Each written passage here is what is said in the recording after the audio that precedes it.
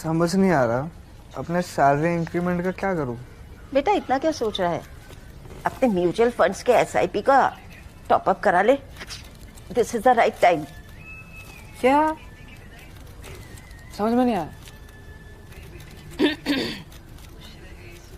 बेटा इतना क्या सोच रहा है? अपने म्यूचुअल फंड्स का एसआईपी टॉप अप करा ले। This is the right time. आप समझा?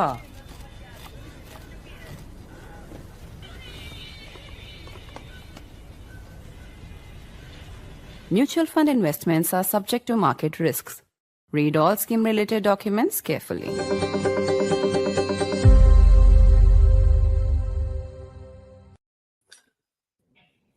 Donald Trump's key aide, Pete Navarro, has once again lashed out at India and Prime Minister Modi, saying that it's a shame to see Prime Minister Modi, quote unquote, in bed with Vladimir Putin and Xi Jinping.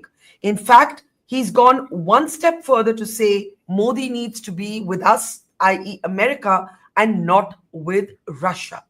Navarro has become probably the second most unpopular global figure in India, closely following Donald Trump, who once again spoke about relations with India being a one-sided disaster.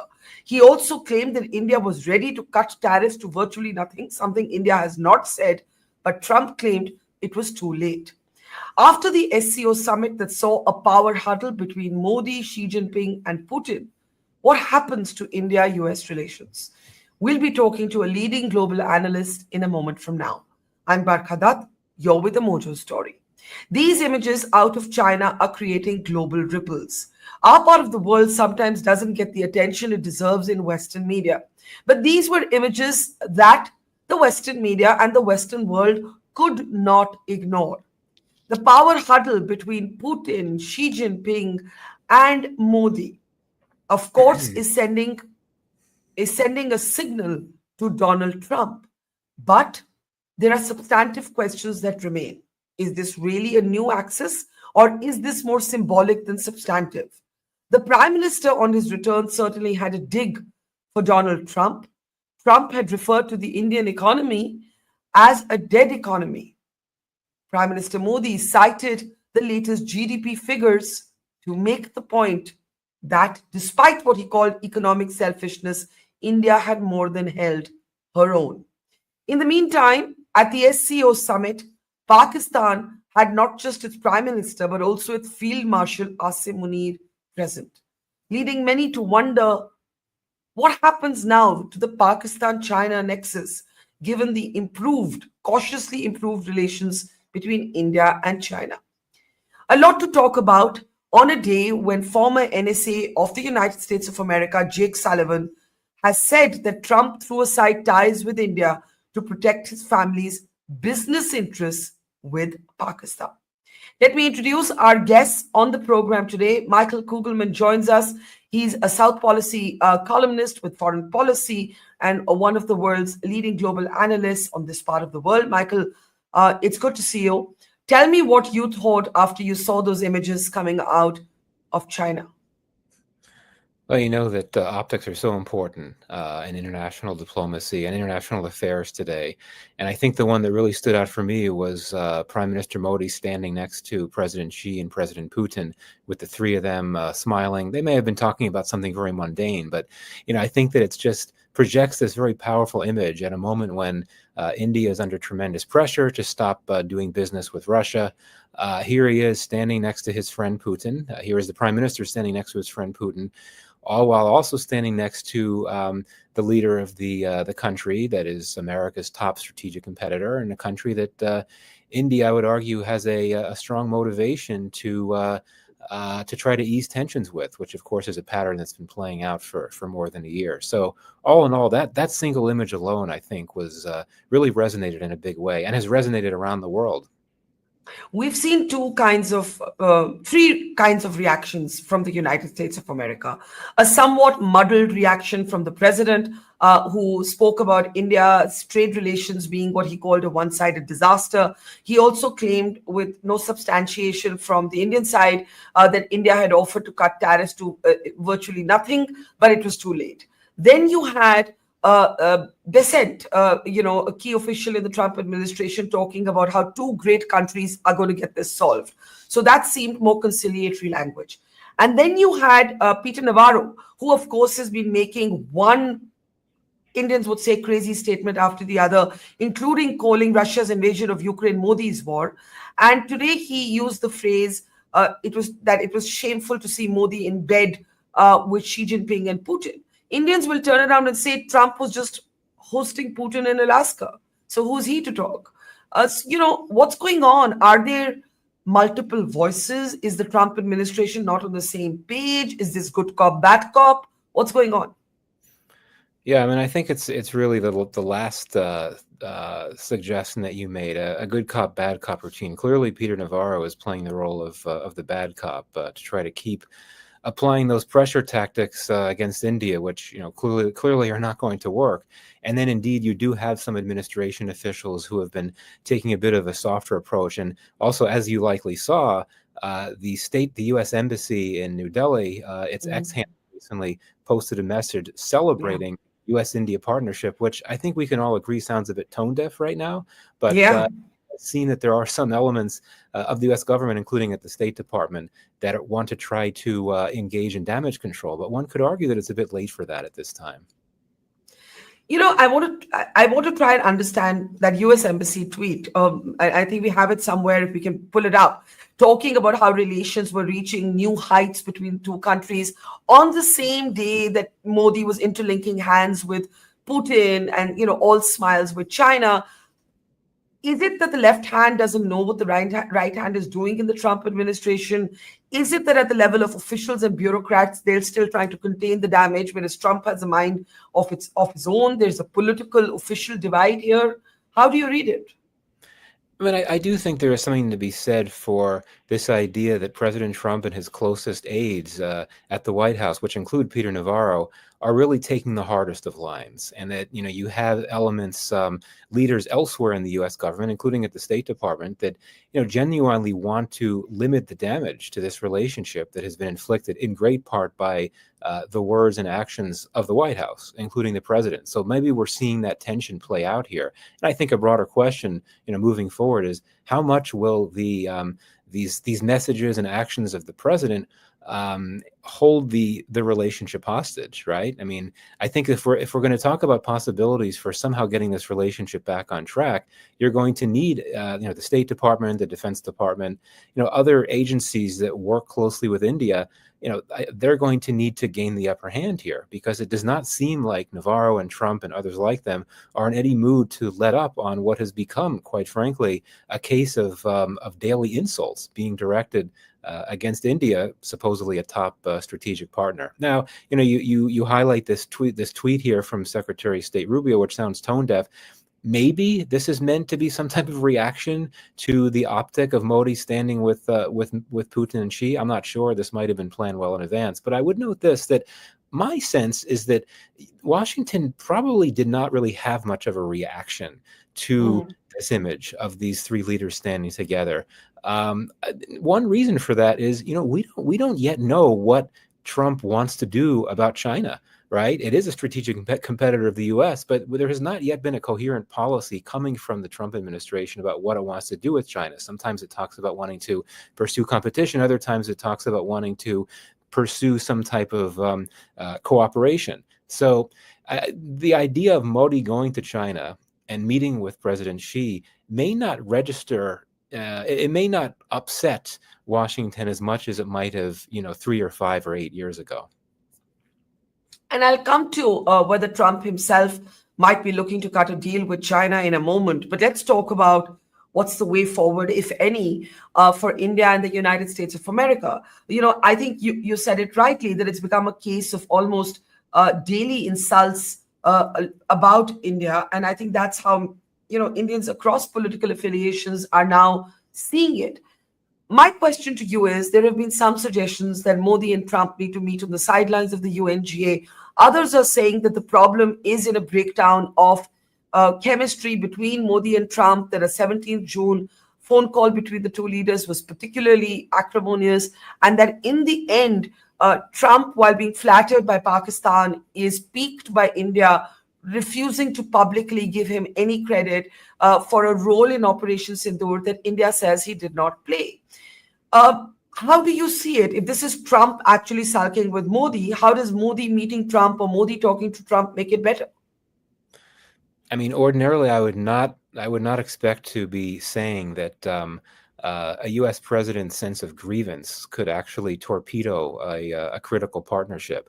But I do think that is a big part of what's going on, which suggests that it could be difficult to get the relationship back on track. You've rightly noted that Trump was not happy that India did not let him claim credit for a role in the ceasefire with Pakistan.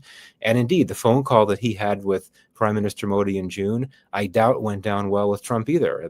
As I understand it, Prime Minister Modi spent several minutes telling Trump how wrong he was about the U.S. role in the ceasefire.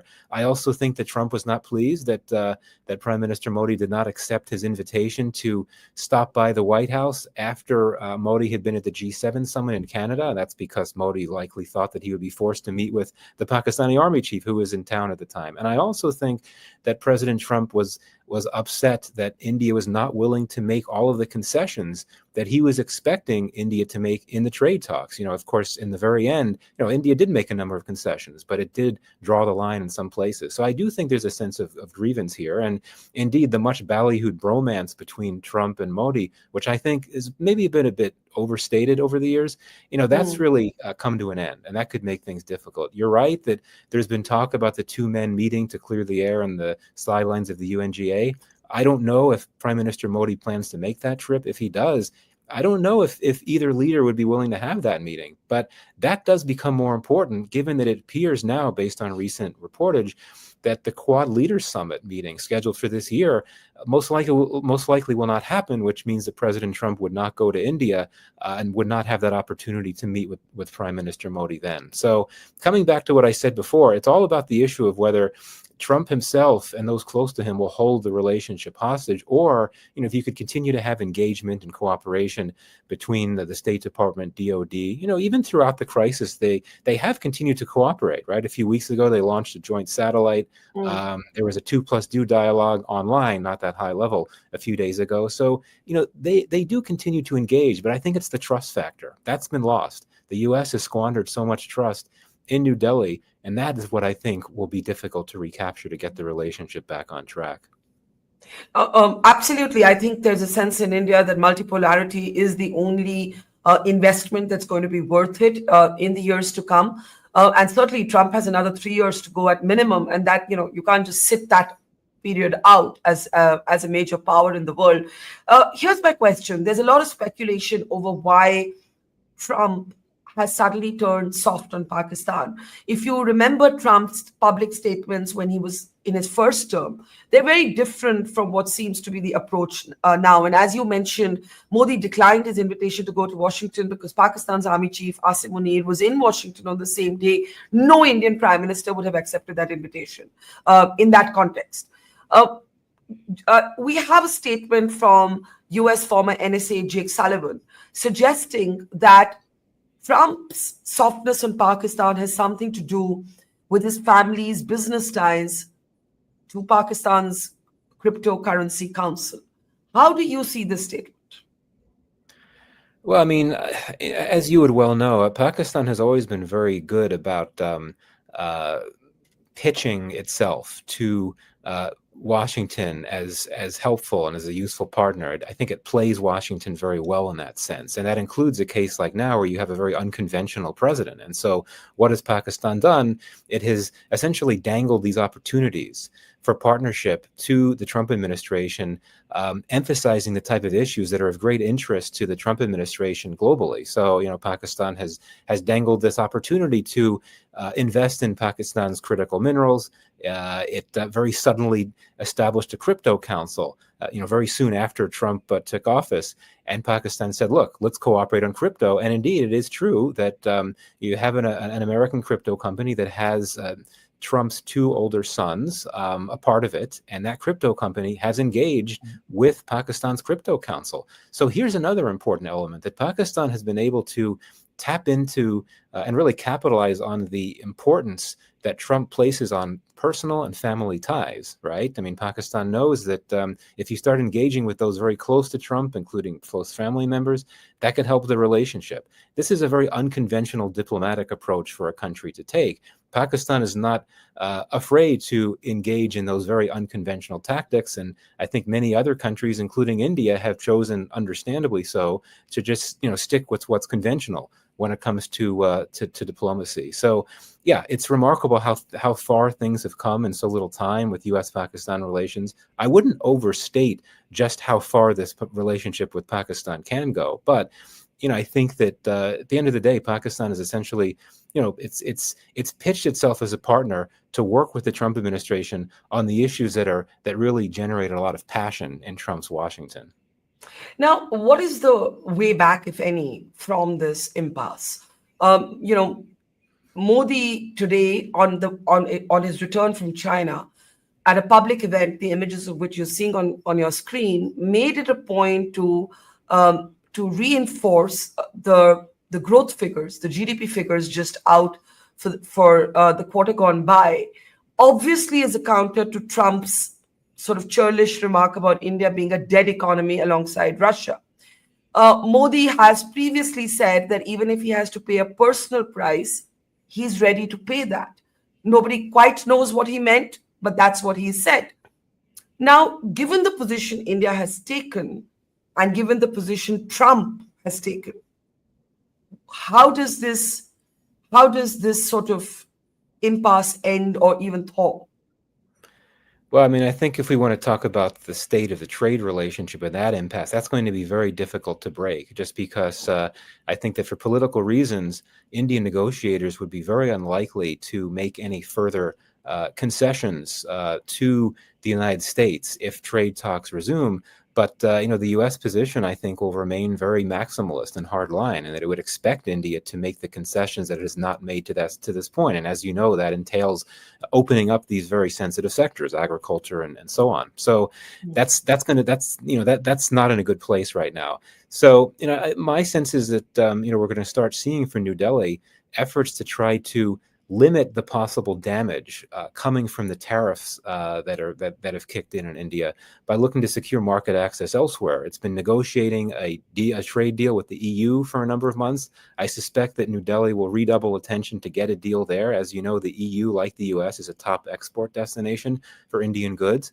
And I think we'll see India, quite frankly, explore broadening the commercial partnership with China. I don't want to overstate this reset between India and China. There are a lot of limitations there, given, among other things, China's alliance with Pakistan and the disputed border between India and China. But I think that's something else that we're going to see India do. I don't expect this trade crisis, this trade war between the U.S. and India to end anytime soon, particularly if the two leaders are not going to be in a position, most likely, to meet face-to-face or even over the phone to say, look, let's try to make this happen. Let's break the impasse. I don't see any opportunity coming anytime soon for that to happen.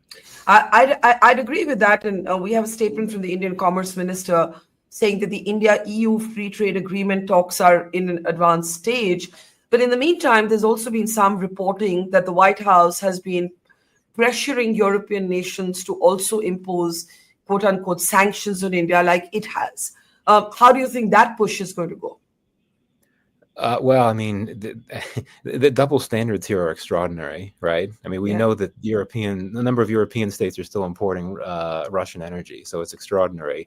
I don't anticipate that would go very well. I mean, I think that the Trump administration's position of penalizing India for its oil imports from Russia is what I would describe as an extreme position that I don't think European states, particularly India's very close partners in Europe, would want to sign on to at all. So I think that's quite unlikely. And you look at a country like France, which is one of India's closest partners and has been for some time. That's the last thing we would want to get involved in. Same with the UK, Germany. These are very important partners. So I think that the Europeans are very unhappy with a lot of the policies that the Trump administration is carrying out, and that idea of threatening sanctions on India, I think is among those that most of the EU states plus the UK would not agree with. So let's come to China.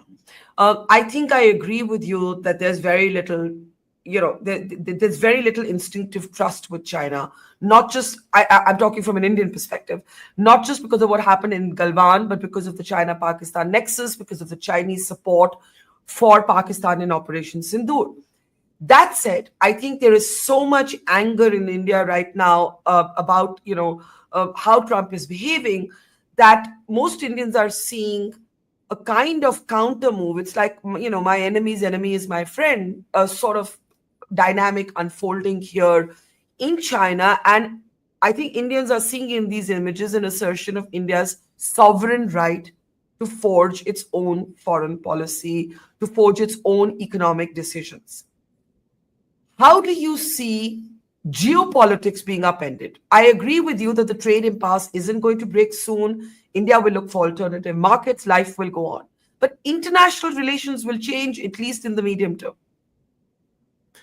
Yeah, absolutely. And, we could talk about the optics associated with these images from China, but I think that there are some very notable implications for the world order that are worth keeping in mind.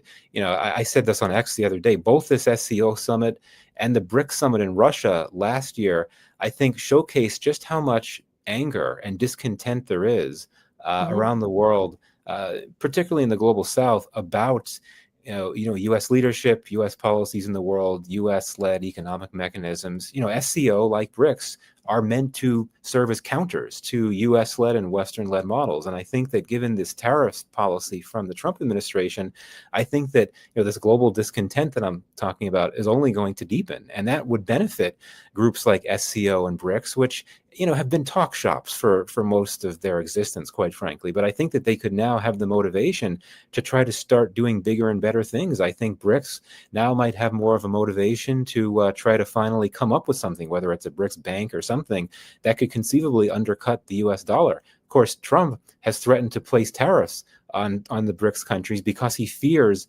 that this could happen. This could be a self-fulfilling prophecy that, he's saying he's worried about BRICS posing a threat to the US dollar, so he wants to pose tariffs on them. That wasn't going to happen. But then now that the BRICS states know that they could be in the crosshairs, that could make them even more inclined to want to, really develop those type of structures that can counter the dollar. And most of the BRICS states would not want to undercut the dollar because of how dependent they are on it. But given how bad things have become, particularly in terms of the US and India, we can't rule out these very nice reflections of multipolarity at the SCO and the BRICS, trying to do substantive things to counter the US and its Western partners in ways that we haven't seen. Let me ask you this. You spoke about extraordinary double standards in the Trump administration's response. The biggest example of that is that China purchases more oil from Russia than India does, and the Americans can't sanction China because China has choke points, rare earth material. Also, Trump wants to kind of deal with China. And I want you to join the dots to your earlier statement that maybe Trump isn't as exercised about the meeting between Modi and Xi as America once would have been. What's going on with China and the US? Yeah, well, I mean, as you know, President Trump has had a call with President Xi since he came back to office. And after that, he said on Truth Social that he wants to work with China to promote peace and security. I think that for Trump, the biggest worry is that the U.S. would get dragged into some type of conflict that involves China. And that's the last thing he wants. I mean, say what you will about Trump, but he doesn't want to start wars. I mean, he's trying to end wars. He doesn't want the U.S. involved in wars. So I think that he would like to be able to create enough space in the relationship with China, enough diplomatic space where you wouldn't have to worry about that type of thing happening. But it's hard to say. You could look at so many examples where the administration has indicated that it still is competing very hard with China. For example, the controversial decision on the part of the Trump administration to ease sanctions on some generals in Myanmar in order to make it easier for the U.S. to access rare earths there so that China is not getting hold of these rare earths. So that's one data point. It's just very difficult to say. But, I think that because, and I mentioned this before, I think, because we shouldn't expect this India-China détente to go that far, I think that might be another reason why President Trump and Washington aren't all that bothered by these scenes from China. Just focus on other things, and also, this is not going to become the type of relationship where you're going to have a special partnership between India and China. I mean, these are strategic competitors. That's going to remain the case for a while. And I suspect that Trump's aides have told him that as well. But we don't know what's going to happen yet with China. Would they have been more bothered about by the images of Putin and Modi? Perhaps so. I mean, Trump has always, or not always, in recent years, he's taken a much more moderate view of Putin and Russia than the Democrats and Joe Biden did. I think that the main reason why the Trump administration is unhappy with India for its Russia dealings is not because of its relationship with Russia. It's all through the commercial lens because of India's oil imports from Russia. As I said, it's not all that. It's also the sense of grievance that Trump has. So maybe the Russian oil imports are being used as a pretext. But I don't think that Trump would have any issue with the India-Russia relationship. It's more the fact that they're doing business together. But yeah, if there's going to be any upset in Washington about any of these images, I think you're more likely to see that upset with Modi and Putin. And it's notable that not only were they seen hugging and all that, but they're having that very that intimate moment together in the car. And in the car, that was an extra gesture right there, just to send an extra signal back to Washington about just how close these two men are. Yeah, I think India was basically saying to Trump, "We've got options." That's how I see the entire power play at the SCO summit. Finally, what next? You think the trade impasse can't be broken? India isn't going to suddenly start flattering Trump or addressing his personal grievances. The New York Times confirms reporting by a German newspaper and an Indian newspaper that the White House wanted Trump and Modi to get onto the call. And India was circumspect about that because people no longer trust how Trump is going to handle, a confidential conversation between two leaders. Is he going to distort it? Is he going to put it out on Truth Social? Is he then going to leave India denying it? Nobody wants to be in that position. So it's reached a kind of total communication breakdown at the top. Yeah, absolutely. It's a total paralysis. And in different circumstances, you'd think that these two leaders could draw on their personal relationship to end the impasse. But that's essentially been shattered as well. I mean, the personal relationship is no more.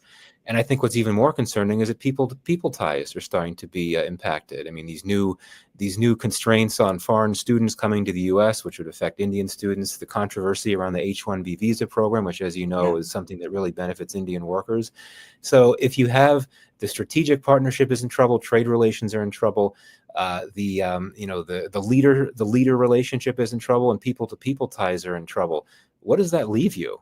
So I think this is very concerning. And as deep and multifaceted as this relationship is, I think we could be entering a period of deep freeze that it's not going to completely collapse. But I think it's going to be very difficult to get it back to where it was just a few months ago. And is it the end of the Quad?